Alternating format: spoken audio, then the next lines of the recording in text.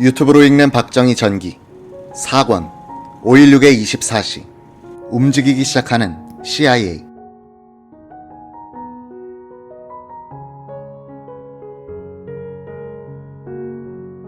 워싱턴 시각으로 5월 16일 정오 미 국무부는 대언론 정례 브리핑을 가졌다. 이날 링컨 화이트 대변인은 한국에서 발생한 쿠데타에 대해서 이런 논평을 했다. 우리는 계속해서 보고를 받고 있으며 이 사태를 관찰하고 있다. 이 사태는 아주 유동적이고 불명확하기 때문에 내용 있는 논평을 할 처지가 못 된다. 맥그루더 장군과 그린 대리 대사의 성명은 그들의 직무 범위 안에서 이루어진 것이다. 워싱턴은 이 논평을 통해서 맥그루더와 그린이 취한 조치는 현지에서 알아서 한 것일 뿐 케네디 대통령의 결심을 반영한 것은 아니라는 사실을 명백히 한 것이다. 적극적인 쿠데타 반대 입장에서 한 발을 크게 뺀 셈이다. 이날 밤 미 국무부 차관 체스터 보울즈는 그린 대리대사에게 전문을 보냈다. 보울즈는 러스크 국무장관을 대리하고 있었다. 보울즈는 이 전문에서 하펀 정부를 회복시켜야 한다는 당위성을 설명한 뒤 다음과 같은 현실론을 편다. 그러나 윤보선 대통령과 군 지휘관 및 정부 요인들의 이상한 비협조, 이들이 쿠데타를 진압하려고 하지 않는 태도, 그리고 총리와 다른 강요들의 잠적으로 미뤄볼 때 장면 정부가 이번 위기를 맞아 큰 상처를 받지 않고 견뎌낸다는 것은 거의 무망한 것으로 보인다. 따라서 사태가 확실해질 때까지 일단 조심스럽게 관망하는 자세를 취하기로 결정했다. 우리는 계속해서 장면 정부가 재건되기를 희망하면서 그런 목적에 방해가 될 만한 언동을 피해야 할 것이다. 한편 이 정부가 스스로를 구원하려는 노력을 하지 않고 있는 지금 이미 끝나버린 것일지도 모르는 장면 정부의 운명과 우리의 입장을 같이 묶어버리는 모습을 보여서는 안 될 것이다. 국무부는 쿠데타에 반대하는 최초의 입장에서 한 걸음을 더 뒤로 뺀 것이다. 이날 미국 중앙정보국의 앨런 덜레스 부장은 케네디 대통령 앞으로 중요한 정보 보고서를 한 장 올렸다. 그동안 CIA 서울지부가 추적한 한국 쿠데타에 관련된 정보 보고서의 2페이지짜리 요약이었다. 이 보고서에는 장도영 육군참모총장이 박정희 소장의 모의를 자세히 파악하고 있으면서도 장면 총리에게는 제대로 보고하지 않고 미국 측과는 정보 교환을 해온 상황이 날짜별로 적혀 있었다.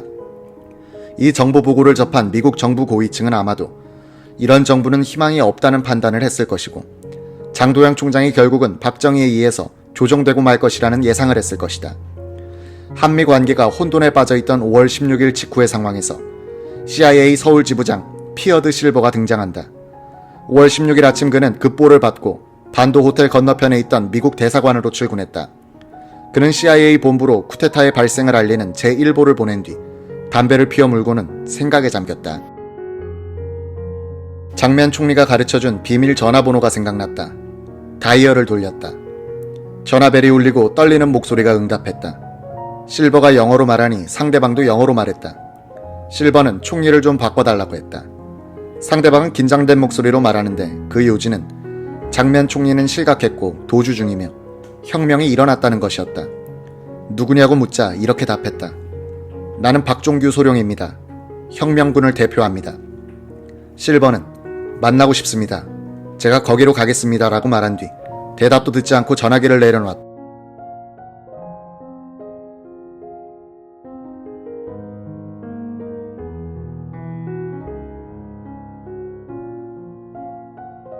CIA에서 대공산권 공작 전문가로서 잔뼈가 굵은 실버는 길을 건너 반도 호텔로 갔다. 1층 로비에는 한 무리의 서양 사람들이 잠옷을 입고 실내화를 신고 나와서 불안한 표정을 짓고 있었다. 한국군의 공수단 군인들도 모여 있었다. 엘리베이터 앞에서 키가 큰 사병이 지키고 있었다. 실버가 다가가니 사병은 무엇인가 한국말로 말을 걸었다. 실버는 영어로 고맙다고 말하고 웃음을 지으면서 엘리베이터 안으로 들어갔다. 8층으로 올라가서 오른쪽 장면 총리의 집무실로 갔다. 문을 두드리자 호리호리한 몸집을 한 소령이 나왔다. 얼굴은 긴장돼 있었고 기진맥진한 듯 보였다. 방에 들어가니 완전 무장한 공수단원 몇 명이 더 있었다. 실버가 박종규 소령입니까? 하고 물으니 그는 고개를 끄덕거렸다. 박종규는 볼멘 소리로 우리가 도착했을 때는 총리는 이미 도주한 뒤였다. 지금 막 박정희 소장에게 상황을 보고하려던 참이었다고 했다. 실버는 명함을 꺼내 뒤에다가 사무실 전화번호를 적어 건네주면서 언제든지 전화를 걸고 찾아오면 만나겠다고 했다. 실버는 사무실로 돌아와서 CIA 본부에 연락을 취했다. 박정희와 박종규의 이름을 알려주면서 이들에 대한 신원 조회를 부탁했다.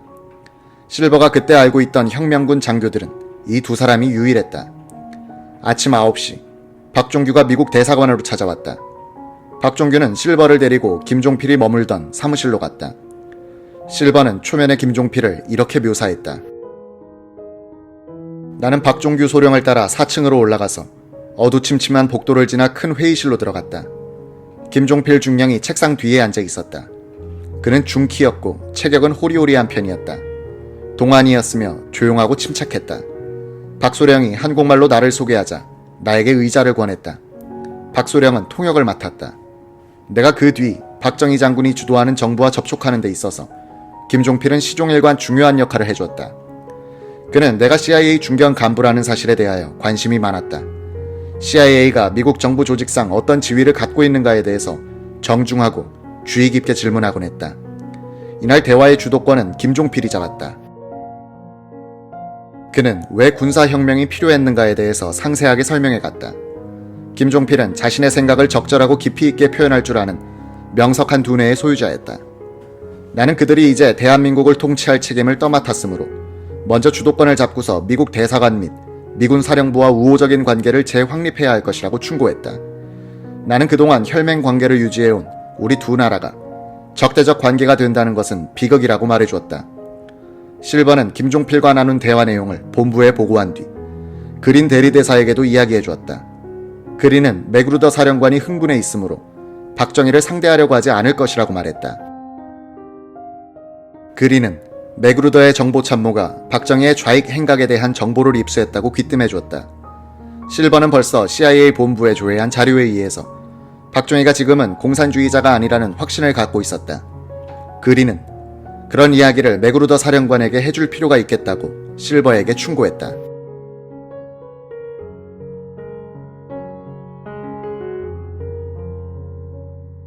(5월 16일) 새벽 4시쯤 서울 서대문 부근에 살던 육사 교장 강영훈 중장은 전화벨 소리에 잠을 깼다. 바로 윗집에 사는 김영일 중장이었다. 육군 참모총장을 거쳐 당시 국방장관 보좌관으로 있던 김 중장은 박정희 소장과는 노선이 달라 자주 충돌한 사람이다. 지금 총소리 안 들리요. 어디서 나는데요? 한강 쪽입니다. 아마도 쿠데타가 난 모양입니다. 하여간 우리 집에 와서 의논합시다. 쿠데타가 났다는데 의논하면 못합니까? 나는 사관학교로 가봐야겠어요. 강영훈 교장은 그 길로 자신의 차를 불러타고 광화문으로 나갔다. 혁명군들이 공포를 쏘면서 거리를 질주하고 있었다. 이대로는 청량리 쪽으로 갈 수 없을 것 같다고 판단한 그는 구파발, 북한 산성을 돌아 의정부를 거쳐 태릉으로 가기로 했다. 그는 의정부에 도달했을 때 미 1군 단장 라이언 중장의 숙소를 찾았다. 라이언 중장은 대뜸 이런 질문부터 했다. 박정희라는 쿠데타 지휘자를 아시오? 좀 알죠. 공산주의자가 아닙니까? 한국전쟁을 치른 장군인데 공산주의자인지 아닌지는 당신네들이 더 잘할 것 아닙니까? 라이언 중장은 상황 설명을 해주는데 육군단 포병단이 참여했다는 말에 강영훈 중장은 충격을 받았다. 대포까지 끌고 서울로 들어갔다고 오해했기 때문이다. 강 중장은 대단한 유혈 사태가 날지 모르겠다는 걱정을 했다. 육사에 가보니 학력이 좋은 교수, 교관 요원 등 기성 장교들은 우리도 혁명군에 참여해야 하지 않겠느냐고 들썩거리고 있었다. 강 교장은 이들을 집합시킨 뒤 딴 생각하지 말고 교육에 충실하고 학생들이 공부에 전념할 수 있도록 하라고 지시했다. 생도 대장으로서 전술교육을 맡고 있던 이는 김익권 준장이었다. 서울대 법대 1회 졸업생이자 육사 5기 출신인 그는 박정희가 육사 중대장일 때 생도였으므로 평소에 존경심을 품고 있었다. 4.19 이후 공권력에 영이 서지 않아 생도들이 외출을 나갔다가 깡패들에게 얻어맞고 오는 경우도 있어 그도 이대로는 안 되겠다는 생각을 하고 있었다. 김익권 준장을 비롯하여 참모장과 교수부장은 강 교장에게 빨리 육본에 가셔서 혁명을 지지한다고 말씀드리십시오 라는 건의까지 했다고 한다. 강영훈은 오후에 육본으로 떠났다. 그 직후 육본에서 전화가 걸려왔는데 생도대 부대장을 지낸 바 있는 박창암 대령이었다. 박 대령은 육사 생도들이 시가행진을 하도록 해달라고 요구했다. 김익권은 지휘 계통을 따라 명령이 내려와야 한다는 점을 강조했다. 박창암이 전화를 바꾸는데 박정희였다. 각하, 저 김익권입니다. 교장을 통해 지시를 내리시든지 참모총장을 통해서 명령하시면 따르겠습니다.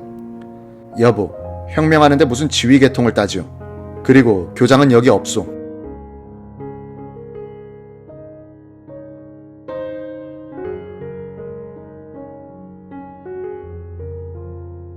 박정희는 화가 난 듯이 전화를 끊었다. 김익권은 강영훈 교장이 그곳에 도착한 줄 알고 있었다. 잠시 시간이 흐른 뒤 박창암 대령이 또 전화를 걸어왔다. 일개 전투중대 병력이 무장을 하고 육사로 갑니다라는 통보였다. 강영훈 교장차가 청량리 부근을 지나는데 맞은편에서 세 대의 트럭이 오고 있었다. 박창암 대령이 타고 있었다. 강영훈 중장은 차를 멈추게 한 뒤 박 대령에게 물었다. 어딜 가나? 육사로 갑니다. 사관학교엔 갈 필요 없네. 나와 함께 6번으로 가세. 안 됩니다. 저는 임무가 있습니다. 육사에 도착한 박창암 대령은 김익권 준장에게 생도들을 집합시켜달라고 했다. 김 준장은 스피커를 통해서 이러한 취지의 교내 방송을 했다고 한다. 모든 학생들은 강당에 집합하기 바란다. 지금 군사혁명이 일어났는데 설명이 있을 것이다. 절대로 강권하는 것은 아니다. 생도들의 의사에 따라 결정할 것이다. 자발적으로 모이도록 했는데 8개 생도 중대 가운데 1개 중대 정도만 모였다. 박창암 대령은 다시 장교들을 소집해달라고 했다. 그는 이들 생도와 장교들을 상대로 혁명의 불가피성을 설명하고 돌아갔다. 육사 장교들은 아직은 생도들을 이끌고 나갈 마음이 아니었다. 16일 오후 3시를 넘어 6번에 도착하여 장도영과 박정희를 만난 강영훈은 사관 생도들은 정체 이용하지 맙시다라고 했다고 한다. 박정희가 바깥으로 나간 틈에 강영훈은 친구 사이인 장도영에게 말했다. 야, 정신 차려라. 대체 뭘 하는 거야? 야, 나는 허수아비야. 박정희가 다 하고 있어. 무슨 소리야. 참모총장이 그따위 소리 해도 되나? 오늘 아침에 타군 참모총장들을 모이게 해서 회의를 해봤어. 공군 총장은 쿠데타에 반대하는데 해군 참모총장은 의견을 말하지 않더군. 아니, 공군하고 해군이 무슨 상관이야. 육군이 중심인데 자네가 정신 차려야지. 장도영은 일어서면서 지금 회의를 하는데 같이 가자고 끌었다. 혁명군과 장도영 측의 합동회의였다. 회의장의 의자 배치를 보니 계급 서열이 무시됐다. 혁명군의 영관급 장교들이 육본 측 장성들보다도 상좌에 앉아있는 판이었다. 회의가 시작되자 유원식 대령이 일어났다. 저희는 참모총장님을 모시고 윤보선 대통령을 찾아뵙고 왔습니다. 대통령 각하께서는 이것은 인조 반정에 해당하는 일이다 라고 극구 칭찬하셨습니다. 유 대령은 윤 대통령의 말을 일방적으로 왜곡하여 전달하고 있었다. 다른 장교가 일어나더니 이렇게 말하는 것이었다. 이제는 모든 문제를 계급 고하를 막론하고 1대1로 결정해야 합니다. 회의실 분위기는 살벌했다. 박정희도 일어나더니 한마디 불평을 털어놓았다. 아직까지도 장면이가 어디 갔는지도 모르고 붙들지도 못하고 말이야. 못 들하고 있는 건지 모르겠어.